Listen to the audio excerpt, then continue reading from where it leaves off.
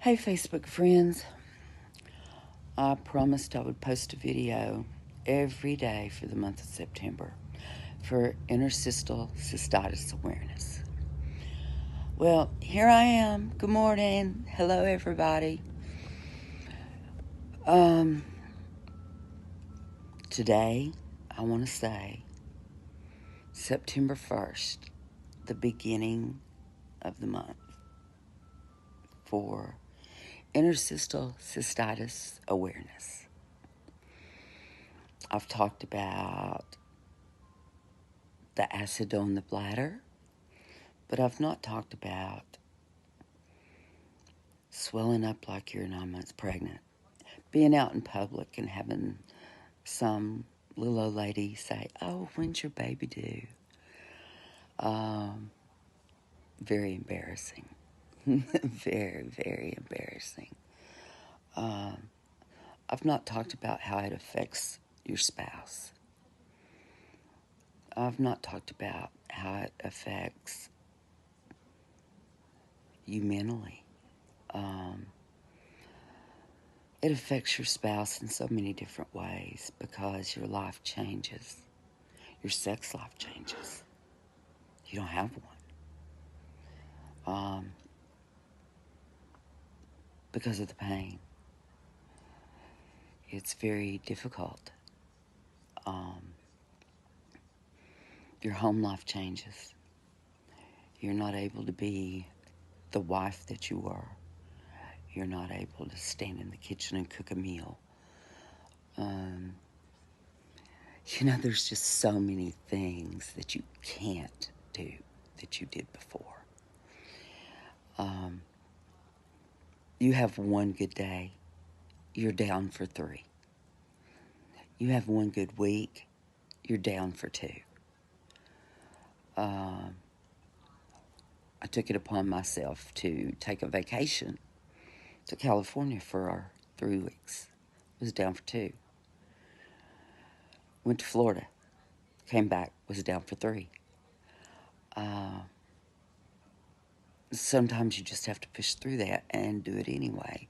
Suffer the consequences.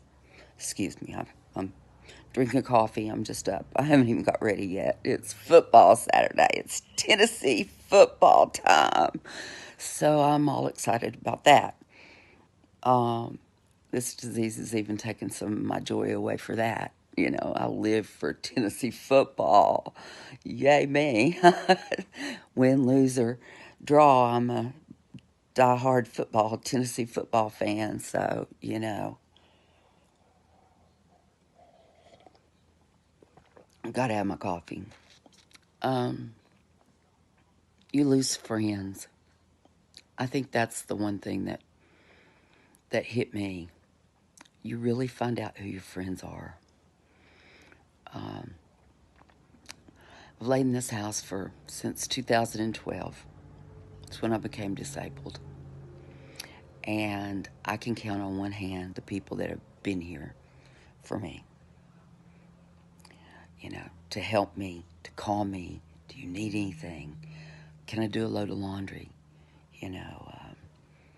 Have you eaten? Can I bring you something? People don't take that into account. There's days that, if somebody just came by and did a load of laundry, it would help. They don't realize that we're down that bad that, we can't go to the grocery store and walk the grocery store half the time. We can't get in the kitchen and cook a meal. It's too much for us. We can't do laundry and stuff. It's too much for us. I'm down today I'm down today because I've had a couple of good days. But that's okay. I have plans. I'm going to a football party today. If I have to crawl, I will be there. This disease has taken away my football season for the last 5 years, and it's not going to do it this year. I will enjoy my Tennessee football. That's the one thing I live for. I love my football. There's a lot of resources out there. There's a lot of women that are going undiagnosed because so many doctors don't know what they're talking about. They don't know about IC. They don't have they just don't know about IC. Call it painful bladder syndrome, overactive bladder. If you don't have the lesions, you don't have the Hunter's lesions, you don't have the stropping in your bladder, you only have the pain and the symptoms, yeah, they'll call it overactive bladder. But it's still interstitial cystitis, just without the bleeding and the raw bladder. I haven't been going through this for as long as I have to not have read up on all of it. Some people are lucky, they can Botox their bladder and it helps. In my instance, I'm ripped apart inside. My levator muscle is ripped. My sphincter muscle doesn't work. I gave birth naturally in 1984 with no drugs, no nothing. And I said then she was a pain in my butt. I just didn't realize how much so, because when I gave birth to her, I totally ripped